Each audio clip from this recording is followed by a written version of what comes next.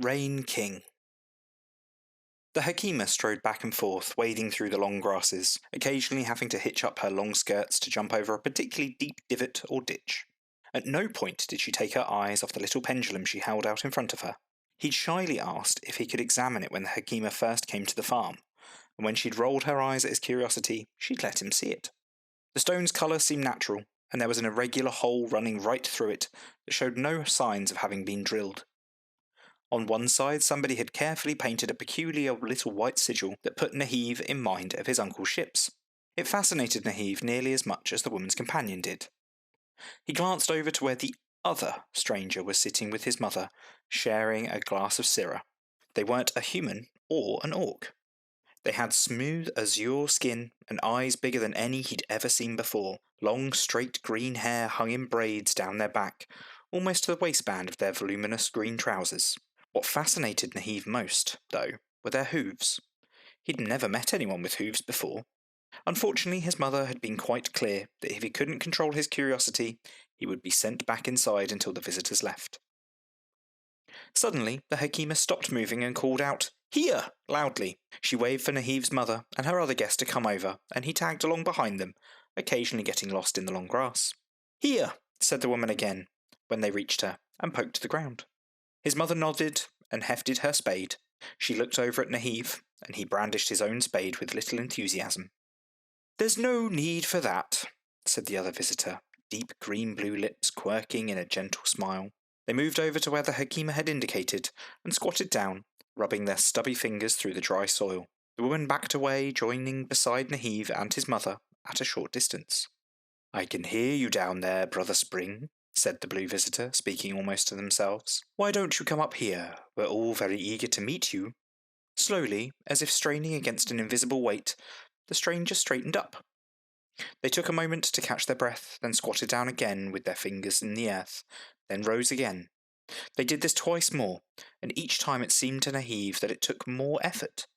With one last exertion, water suddenly started bubbling around the stranger's hooves. Naheev's mother let out an undignified whoop, her normally serious face breaking into a big smile. She embraced the Hakima, picked Naheev up and swung him around. When she collected herself, she pulled a little purse out of her pocket and offered it to the Hakima, who took it with a nod and stowed it safely in her skirts. "I hope you and your friend will stay with us tonight," said Naheev's mother. "I've invited my cousin Irina and Matteo Idamelda to come and break bread with us, and they're both eager to talk about securing your services, you and your friend." "It would be a pleasure," said the blue stranger before the Hakima would respond. "At the very least, I think your little one here has a few questions they'd like to ask, and I'm looking forward to answering them." All three of the adults looked down at him. He withered under their scrutiny, which was variously stern, speculative, and approving. "If you're sure," said his mother slowly, "but I warn you, Naheev can talk the ears off a field of corn once he gets started." The blue stranger's laughter rippled and flowed like bubbling water, and they squatted down next to Naheev. "The young are always curious. It is never a chore to answer their questions. How else are they to learn anything?" The Hakima rested a hand on the blue stranger's shoulder and squeezed gently, just once. "And of course we will all be on our best behaviour when we answer those questions," they continued without missing a beat. "We will be particularly careful not to upset anybody by talking about anything that might cause a misunderstanding or get anyone else into trouble." They straightened up then, and offered to let Naheev ride on their shoulders. After a nod from his mother, he did just that, and by the time they all reached the house together, he'd entirely forgotten just how profoundly sad the stranger had looked, just for a moment, when his mother had pulled out their purse of money. Overview. The Imperial enchantment Hallow the Greenworld has been cast. The Eternal Ossagran has taken the opportunity to send dozens of heralds to the Empire. Their response has been guided by a plenipotentiary message from the Archmage of Spring. During the winter solstice, the freeborn Sails of the First Flame evoked the powerful Imperial enchantment of Hallow the Greenworld. This is the first time the ritual has been performed in the Empire since Spring 380 YE, and the first time since Lord Rain resumed contact with Imperial magicians. Heralds of Lord Rain have issued from the Spring Regio across the Empire, offering aid and succour to anyone who will accept it. They are keen to converse with spring magicians, with healers of all kinds, with foresters, farmers and fisherfolk. The powerful enchantment coincided with a plenipotentiary sent by the Archmage of Spring, Ibis Briarheart, and it seems that message has helped guide Ossegran's priorities. Gentle Rain. Several nights of magically infused rain have bred new life on stony ground. Every farm in an Imperial territory has provided 2 drams of marrowwort, in addition to its usual production. A week after the winter solstice, gentle rains begin to fall over Cassanea, which quickly spread across every Imperial territory touched by Hallow of the Greenworld. Infused with magic by Ossegran, the rain is cool, refreshing, and wholesome. Between the winter solstice and the spring equinox, barely a week goes by without similar rain sweeping across the Empire. Crops sprout more readily and grow more quickly. The trees seem more eager to wake from their winter sleep, enthusiastically sending out new buds and early blossoms. Young animals are healthier, thriving in the fields. The blessing also means more work, however. The rain indiscriminately fosters plant growth, spawning weeds, ferns, brambles with as much enthusiasm as it does the crops farmers are actually planting. Among the shoots of corn and wheat, in the fields where sheep, goats and pigs graze, and in glades and orchards, however, other plants are growing as well. Many farmers set aside little ground to grow a few healing herbs, but this spring it seems like marrowwort in particular is growing on farms all over the Empire. Used by physics to treat the most grievous of injuries, the herb bursts enthusiastically from soil left fallow over the winter. Fostered by the heralds of Lord Rain, every farm in a territory touched by Hallow of the Greenworld has produced 2 drams of the herb in addition to its normal production. From Stony Soil. Any character with a level 1 farm can use Blessing of New Spring ritual to begin upgrading that farm. They must have Blessing of New Spring cast on their farm at every event they attend in 2023. If they complete this task, their farm will become a level 2 between the autumn equinox and the winter solstice. Along with the gentle rains, heralds of Lord Rain visit farms and fisheries across the Empire. Apparently, the Archmage of Spring asked Lord Rain to offer his help to Imperial farmers, and with the surge of spring magic brought by Hallow of the Greenworld, they are here to do just that. Many of them, especially those with green skin, have supernatural abilities of use to farmers. They can heal animals and plants, increase their fertility, find hidden sources of fresh water, or cleanse water that has become polluted, revitalize tired soil, and generally spread life-giving auras wherever they go. On the instruction of their master, they are sharing these gifts with any farmer who will accept them. At the same time, Ossegran does not want to send his heralds where they are not welcome. As such, the Eternal has suggested a simple way for farmers to reassure the heralds that their aid is desired. The Blessing of New Spring is designed to work in conjunction with Strong Ox, Golden Sun, and Gathering the Harvest, each building on the previously cast ritual. As a consequence, Blessing of the New Spring only helps farms if it is performed in winter.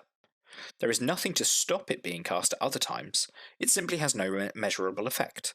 Ossegran proposes that this simple ritual be put to a different use in the coming months, one that will let his heralds know that a farmer welcomes their assistance, as well as providing them with a renewing, empowering surge of spring magic. For the rest of the year, until the start of the winter solstice 385 YE, whenever Blessing of a New Spring is cast on a farm by an Imperial citizen, it will draw a small number of heralds to the area. With the aid of Ossegran, they can harness the spring magic in the enchantment and put it to a slightly different use, slowly but surely improving the health and fertility of plants and animals. If the ritual is recast throughout the year at the spring equinox, summer solstice, and autumn equinox, then by the start of the winter solstice, the farm will have improved significantly. Unfortunately, this benefit will only be usable by those who have a standard farm. Once a farm has been enlarged by any other way, this general assistance will be ineffective.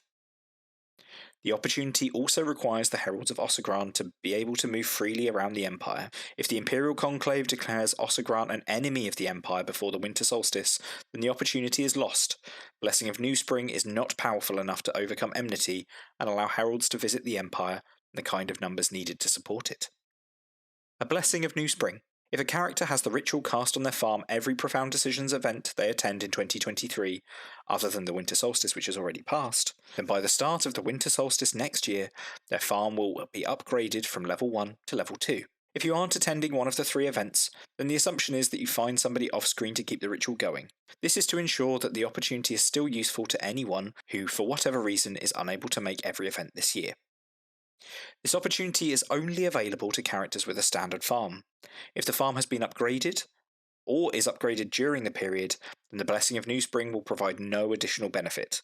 Diversification does not change this benefit, only permanent upgrades count. The actual Blessing of New Spring provides no increase to production when cast after the winter solstice, and this opportunity does not change that. Indeed, as an enchantment, it stops other enchantments being performed on the farm.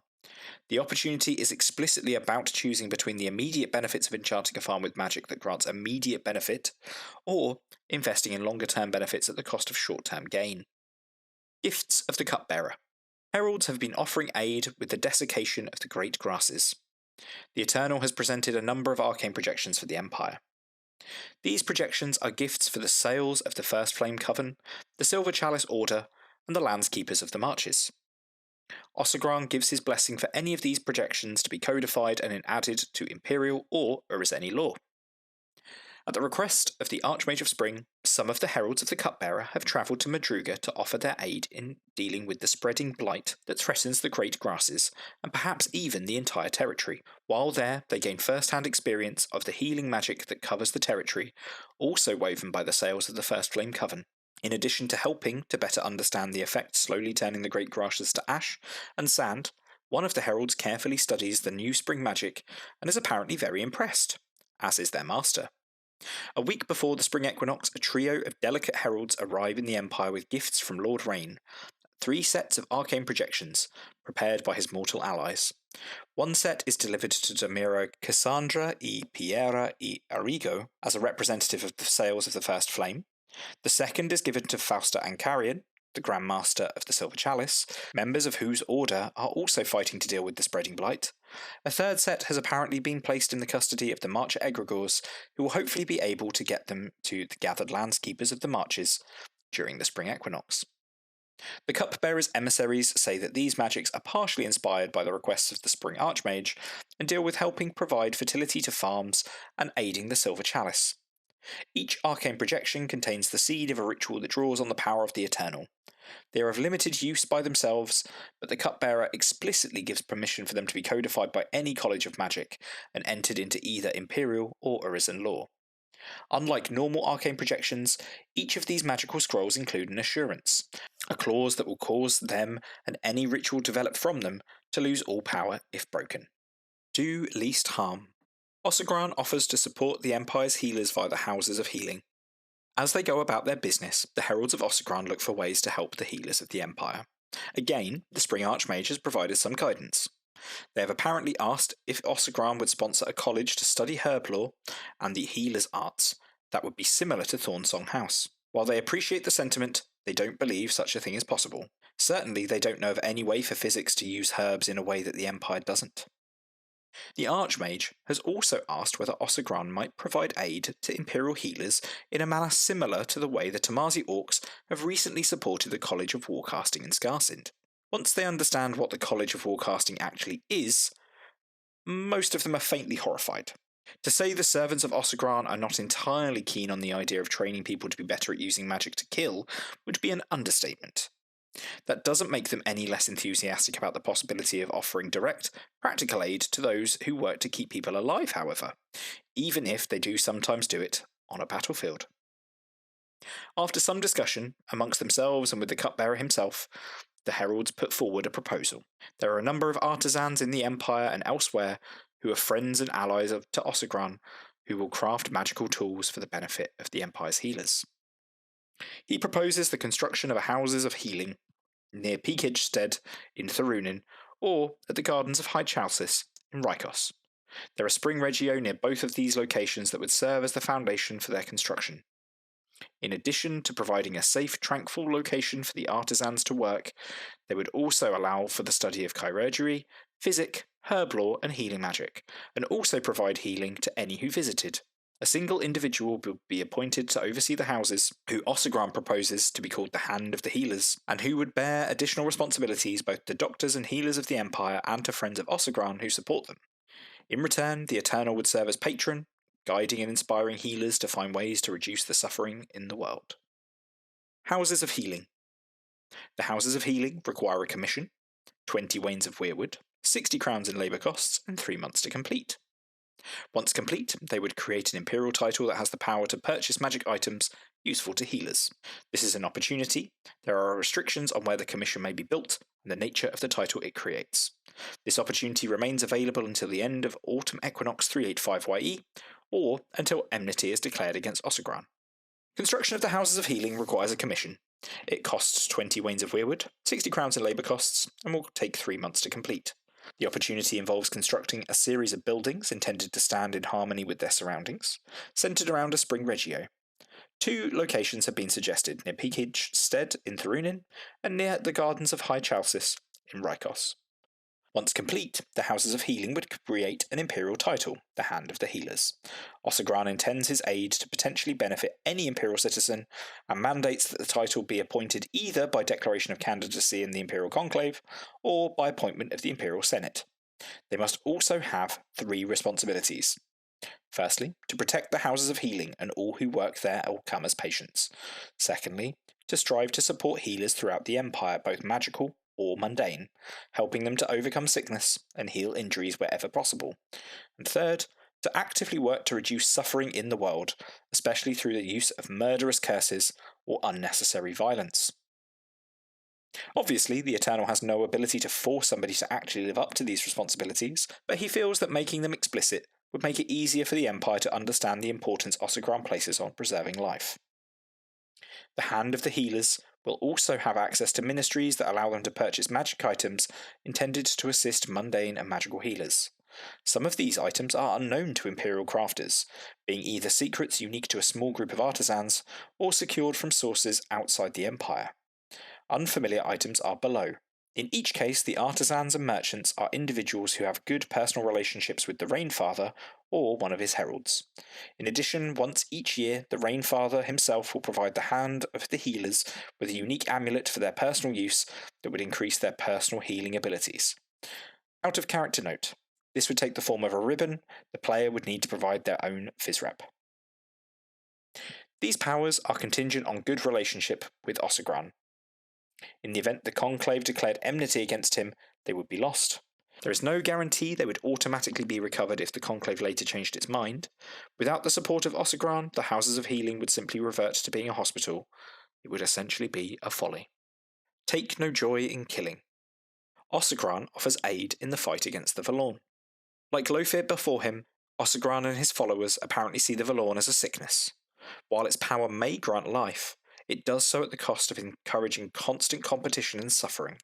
They are staunch opponents of unnecessary violence in almost every situation.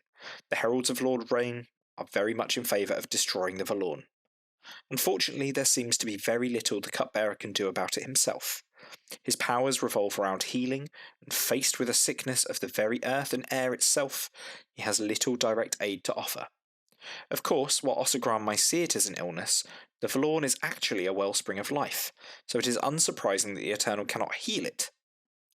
Indeed, one of the most effective weapons against Valornspawn is magical venom, such as that created by Uneating Cascade of Blood's Fire, or the Grave's Treacherous Edge, which Ossagran is vehemently opposed to. Those heralds who visit the Navarre in Hakinia, Thorunin, and especially Miaran, and who spend time talking with those grey pilgrims prepared to speak with them, are clear that their master wants to support those already fighting the Valorn. To that end, after a great deal of discussion, they bring a proposal from their master to build a gathering place for those who want to deal with the Valorn's poison without resorting to destructive magic. Winewater Hall. Winewater Hall requires a commission, 24 Wains of Weirwood, 48 crowns in labour costs, and 3 months to complete. Once complete, it would create an Imperial title that has the power to purchase magic items useful to fighting the Valorn. This is an opportunity. There are several restrictions on where the commission may be built, and the nature of the title it creates. The opportunity remains available until the end of Autumn Equinox 385YE, or until enmity is declared against Ossagran. Ossagran has proposed that a place to study and prepare to fight the Valorn be established in Miaran because, more than anywhere else in the Empire, it symbolises victory over the sickness the Valorn represents. There is also a spring regio there, in the Green Falls region of Miaran, that would serve as the basis for the kind of structure Ossagran has in mind. Called the Winewater Spring, this pool of fresh water is infused with rejuvenative energies that help cleanse venoms and poisons from those who bathe in them. Winewater Hall would require a commission, cost 24 wains of weirwood, 48 crowns, and take 3 months to build. Once complete, Winewater Hall would create an imperial title, the Forest Mender, which Ossegran requires to be a national position appointed by unanimous decision of the Navari senators. The Eternal requires that the title have 3 responsibilities: to use the tools provided by Winewater Hall to help destroy the Valorn, to strive to prevent the Valorn from harming people of any nation whether imperial or not, to gather allies for the fight against the Valorn from imperial citizens and other nations. The Eternal has absolutely no ability to force anyone to engage with these responsibilities, but it is clear that flaunting them is a good way to lose his friendship and the patronage for Winewater Hall. As with the Hand of the Healers, the Forest Mender will have access to several ministries that will allow them to purchase magic items intended to strengthen those who fight the Valorn, especially those who venture into the Valorn miasma. Items unfamiliar with Imperial artisans are described below. In each case, the artisans and merchants are individuals who have a good personal relationship with the Bog-Firthan or one of his heralds. In addition, once each year, the Rainfather himself would provide the Forest Mender with a unique amulet for their personal use that would increase their personal healing abilities. The Green Watch. The Green Watch requires a commission, 24 wains of white granite, 48 crowns in labour costs, and 3 months to complete. Once complete, they would create an imperial title that has the power to purchase magic items useful to fighting the Valorn. This is an opportunity. There are several restrictions on where the commission may be built, and the nature of the title it creates. This opportunity remains available until the end of the Autumn Equinox 385YE, or until enmity is declared against Ossegran. While the Navar have been fighting the Valorn for thousands of years, Lord Rain is also aware that the people of Highguard have recently focused their own attention on curing its sickness. To the surprise of some, Ossegran also proposes supporting their efforts. There is a nameless spring regio in the Mareholm region of Cassanea, down on the very edge of the border with Brokeliand, that would serve as the basis for such efforts. The trees there are old hardwoods, some of them older than human habitation of Cassanea, and the streams that rise amongst them are infused with spring magic that can help remove certain maledictions of sickness and infirmity. A structure here would symbolise the need to watch over the Valorn and to remain ever vigilant against the danger it presents. The Green's Watch would require a commission, cost 24 wains of white granite, 48 crowns, and take 3 months to complete. Once complete, the Green Watch would create an imperial title, the Green Watcher, which Ossegran requires to be a national position appointed by unanimous decision of the Highguard senators. Only a highborn citizen could hold this title. Ossegran requests, but does not require, that the title holder be either a magister or a Grey Pilgrim, especially if that would calm any fears the highborn may have that he seeks to exert undue influence over their people.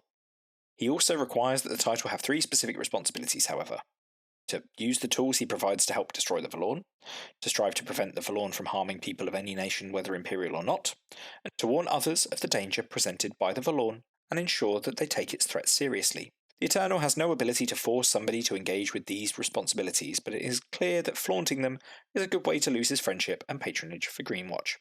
As with the Hand of the Healers and the Forest Mender, the Green Watcher will have access to several ministries that allow them to purchase magic items intended to strengthen those who fight against the Valorn, especially those who venture into the Valorn miasma. Items unfamiliar to Imperial artisans are detailed below. In each case, the artisans and merchants are individuals who have good personal relationships with the Eternal or one of his heralds. In addition, once each year, the Rainfather himself would provide the Forest Mender with a unique amulet for their personal use. To sow what you do not reap. While busy in the Empire, the heralds of Ossegran have laid out a number of things that could win his favour. While the heralds of Lord Rain have been busy in the Empire, there has been some talk about what they expect in return. Some of them seem to find this idea genuinely baffling. They're helping because help is needed, and because Ossegran asked them to do so. They're happy to accept gifts of food and drink, shelter, and good conversation, but attempts to actually pay them are met with polite indifference. There seems to be nothing transactional in the boons and blessings they offer. Most seem genuinely happy to share. A few, however, seem to have a better understanding of the idea of quid pro quo. They frame their lord's attitude to the Empire in terms of friendship. Friends help one another without expectation of payment, but rather in the understanding that their friends will help them in turn. Lord Rain expects no gifts or reward for helping the Empire. This isn't a matter of favours or the expectation of future service, but friendship cannot be a one-way relationship. There are things the Empire could do that would make Lord Rain happy.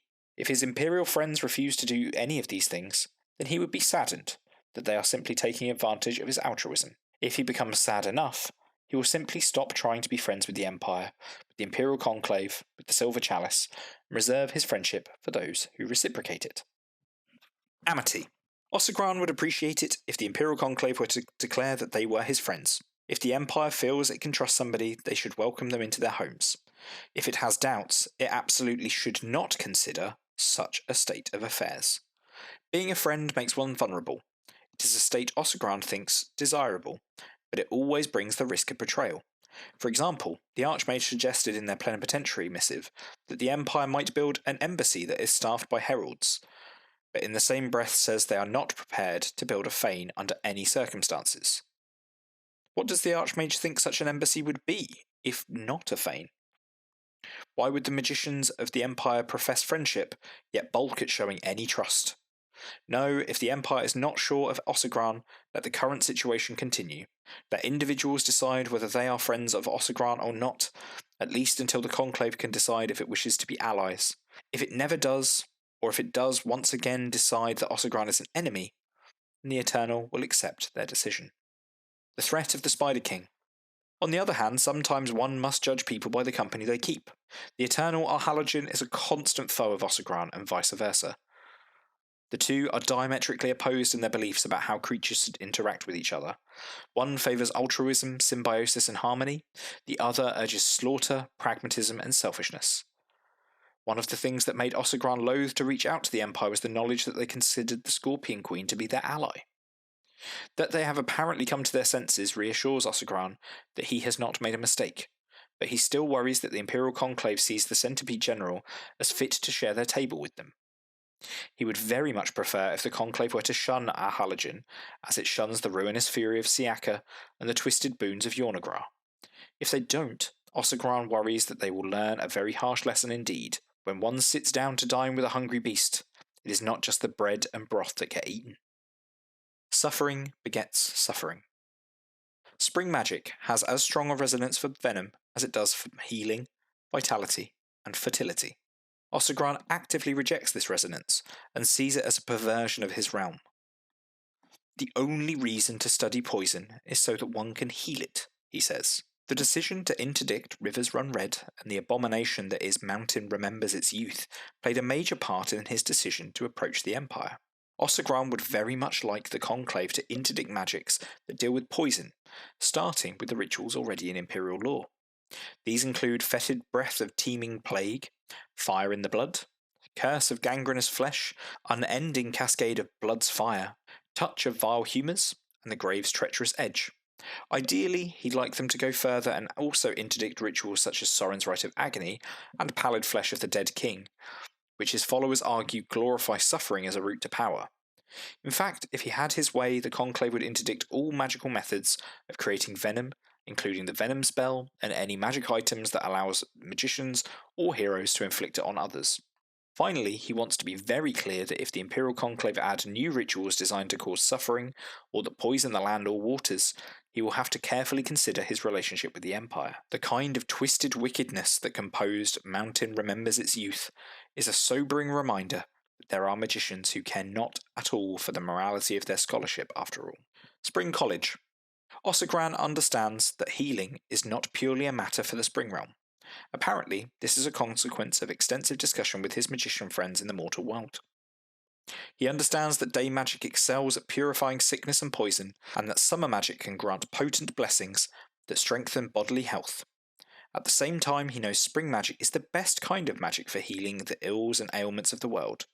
He would very much like to see more spring magic practiced by the Empire, and wonders why they have not built a college of magic specifically dedicated to its practice. If the Empire were to build such a thing, he would be enthusiastic about extending his patronage, providing that the focus was on healing and beneficial magics of spring, and not on corruption, ruin, or savagery. Indeed, were the Conclave to make a formal approach to him via a declaration of concord, he would be prepared to encourage his gentle friends to share their proposals for where and how such a place might be constructed. Fighting is enough. Ossegran is not a fool. He knows that sometimes it is necessary to fight.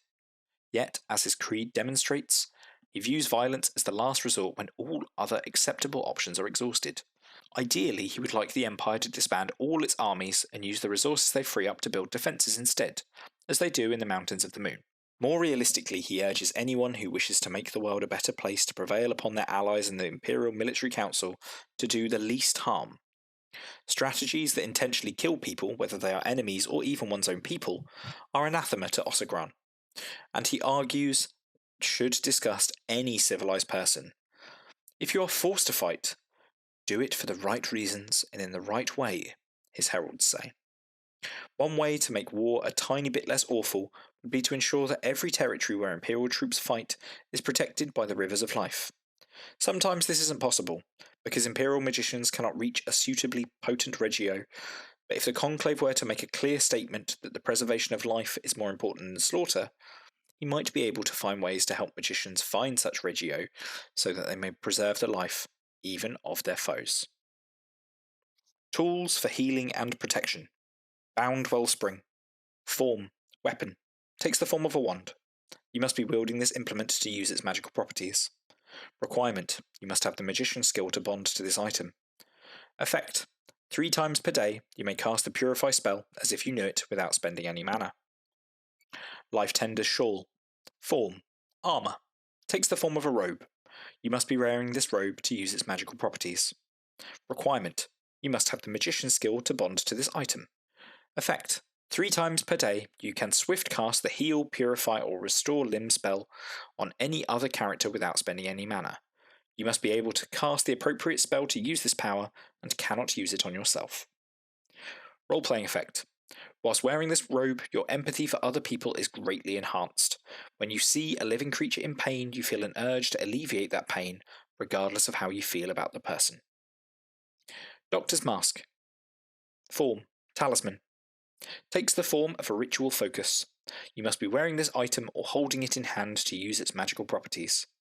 Requirement: you must have the magician's skill to bond to this item. Effect: gain 1 rank for the Blood of the Hydra, Hands of Sacred Life, and Hearthfire Circle rituals, subject to the normal rules for effective skill. Cupbearer's Mask. Form, Talisman. Takes the form of a ritual focus. You must be wearing this item or holding it in hand to use its magical properties. Requirement: you must have the magician's skill to bond to this item. Effect: gain 1 rank for Chirurgeon's Healing Touch, Fountain of Life, and Hands of the Healer rituals, subject to the normal rules for effective skill.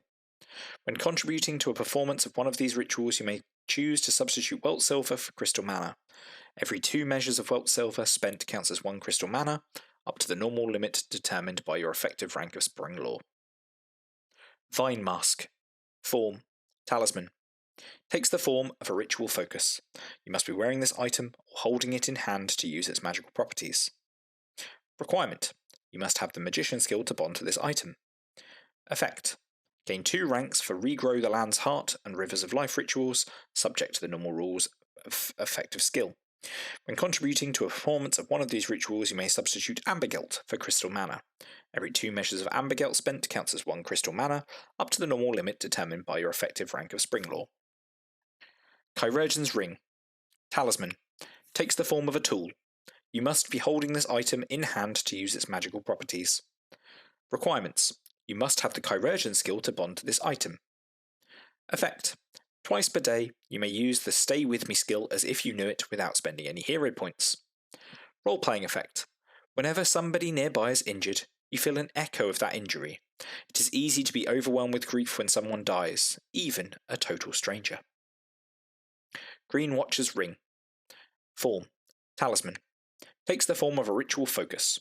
You must be wearing this item or holding it in hand to use its magical properties. Requirement: you must have the magician's skill to bond to this item. Effect: gain 3 ranks for Ward of the Black Waste ritual, subject to the normal rules for effective skill.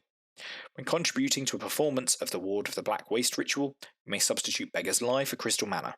Every 2 measures of Beggar's Lie spent counts as 1 Crystal Mana, up to your normal limit determined by your effective rank of Law. Green Warden's Mask. Form, Talisman. Takes the form of a ritual focus. You must be wearing this item or holding it in hand to use its magical properties. Requirement. You must have the magician skill to bond to this item. Effect. Gain 2 ranks for the Vitality of Rushing Water ritual, subject to the normal rules for effective skill. In addition, whilst wearing this mask you are not subject to the venomous effects of the Valorn miasma. You will not contract green lung, nor will you become a Valorn spawn husk if you die while wearing this mask. Greenthorn shirt. Armor. Takes the form of a suit of light armor. You must be wearing this armor to use its magical properties. Requirement. Any character may bond to this item. Effect. Gain an additional rank of the endurance skill. In addition, when hits are restored to you by any means, you are also cured of the venom condition. This item would not work if the Purify spell would fail to remove the venom for any reason. While wearing this armor, you are not subject to the venomous effects of the Valorn miasma, you will not contract green lung, nor will you become a Valorn spawn husk if you die while wearing this armor. Further reading. Children in Bloom, Wind of Fortune. The magical effects of the Hallow of the Greenworld. A murder of one, Wind of Fortune. Details of the other Eternals and what they are up to in the world.